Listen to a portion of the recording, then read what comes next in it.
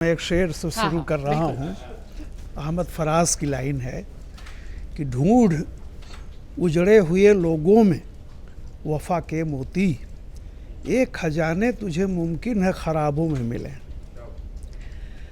तो आजकल जैसे पूरी दुनिया में एक तहलका मच गया है रेयर मिनरल, यानी चुंबक चाइना ने देना, चुंबक जिससे बनता है वहाँ से कोई है, उसको कह दिया हम अभी नहीं दे रहे हैं। पूरी दुनिया हैरान है, उसके बिना गाड़ी जो इलेक्ट्रिक व्हीकल है बनेगी नहीं। तो आज की तारीख में राजनीति जो है, जो बॉम्बे का चुनाव है, जिस तरह से देखिए, कोई भी पार्टी हो, भारतीय राजनीति हो या बाहर की कोई है, दो चीज़ें, लक्ष्य दो चीज़ों का होता है, या तो सत्ता या माया। तो सत्ता अब दूर दिखाई पड़ रही है तो माया मिले, और माया एक ऐसी चीज़ होती है कि रेलिवेंट बनाने के लिए माया बहुत ज़रूरी होती है। और महाराष्ट्र अकेला ऐसा राज्य है जहाँ कभी बम्बई सिर्फ एक पैरेलल स्टेट के रूप में माना जाता है, बाकी कहीं भी नहीं है। कोलकाता नहीं है, मद्रास नहीं है, लेकिन ये है। और वहाँ का बजट, जैसा सभी मित्रों ने कहा है, वहाँ का जो बम्बई म्यूनिसिपल कॉरपोरेशन का जो बजट है वो कई स्टेट के बजट से ज़्यादा है। तो लोग जानते हैं, और वोट भी, चूंकि बम्बई का जितनी सीटें हैं बम्बई में कुल मिलाकर लोकसभा विधानसभा, तो ये है कि बॉम्बे को कैसे हाथ में, यानी बीएमसी को कैसे इस पर कब्जा किया जाए। भूख ये है कि पावर तो अभी दूर है, राज्यसभा के स्टेट का चुनाव तो हो चुका है, लोकसभा के चुनाव भी अभी काफ़ी दूर है। तो बेसिकली ये माया, और संभावित है चूँकि वहाँ पे शिवसेना बहुत समय तक रही है और उसका पूरा मलाई खाई है।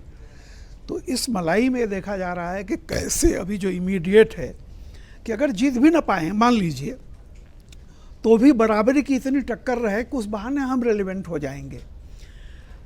लेकिन मैं जो एक चीज़ कह रहा था कि राज ठाकरे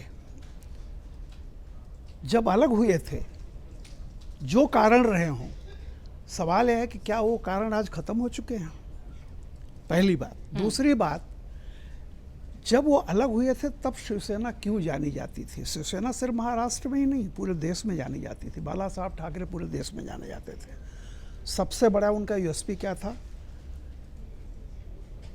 स्ट्रॉन्ग हिंदुत्व। दूसरा, मराठी मानूस, मराठी अस्मिता। और तीसरा था रीजनलिज्म, क्षेत्रीयता। यानी सबसे पहले धर्म, उसके बाद भाषा, और उसके बाद रीजन। ये तीन चीज़ें थी उनकी स्ट्रॉन्ग। इन तीन चीज़ों में से बची क्या है आज किसके पास?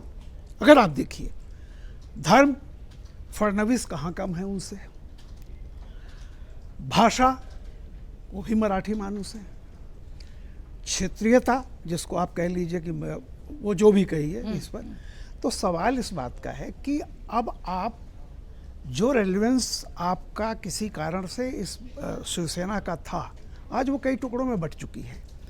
और जैसा मैंने कहा है ना, सब्जी की एक लाइन से 15 दुकानें हैं, सबके भाव एक हैं, फिर भी देखिए एक दुकान पे ज़्यादा भीड़ होती है। क्यों?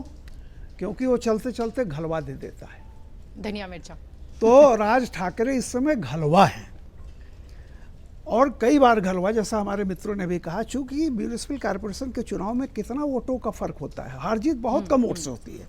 लोकसभा से कम विधानसभा में होती है, विधानसभा से कम इसमें होती है, और इससे भी कम ग्राम पंचायत में होती है। तो अगर मान लीजिए, राज ठाकरे का बिल्कुल सही कहा, विनोद भाई ने भी कहा, और राज ठाकरे का कोई रेलेवेंस है नहीं। और जैसा कहा जाता है कि अगर कोई भी चीज़ अतीत बन गई है तो उसको नया करना बहुत मुश्किल काम होता है। एक नए सिरे से आ जाइए, तो अब वो ज़बरदस्ती का खड़ा करना वो दौर नहीं है। दूसरी चीज़ ये सबसे बड़ी मैं कह रहा हूँ कि अगर ये मिलते भी हैं, ये बात सही है कि बम्बई में मराठी एक काफ़ी मेजॉरिटी में है, महाराष्ट्रियन वहाँ, लेकिन अब बहुत हद तक बाहर के लोग भी आ गए हैं। तो जो एक यूएसपी आज की तारीख में है, जो बीजेपी और मतलब एनडीए का कर लीजिए, चाहे जो भी है, वो ज़्यादा इन पर भारी पड़ रहा है।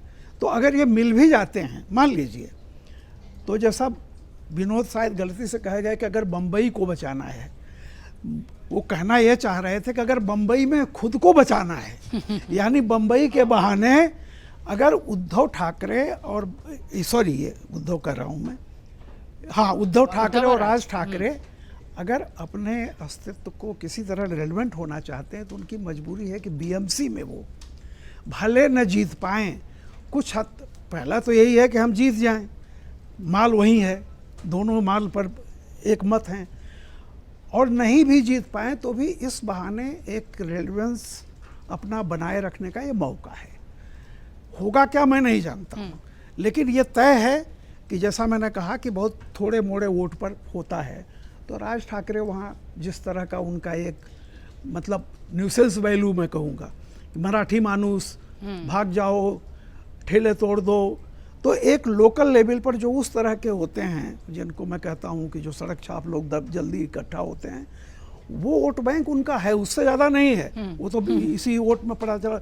लेकिन अगर 3% 4% भी वोट अगर वो ये एनडीए का छीन लेते हैं मान लीजिए, तो निश्चित तौर पर वो उद्धव के लिए फ़ायदा कर सकते हैं।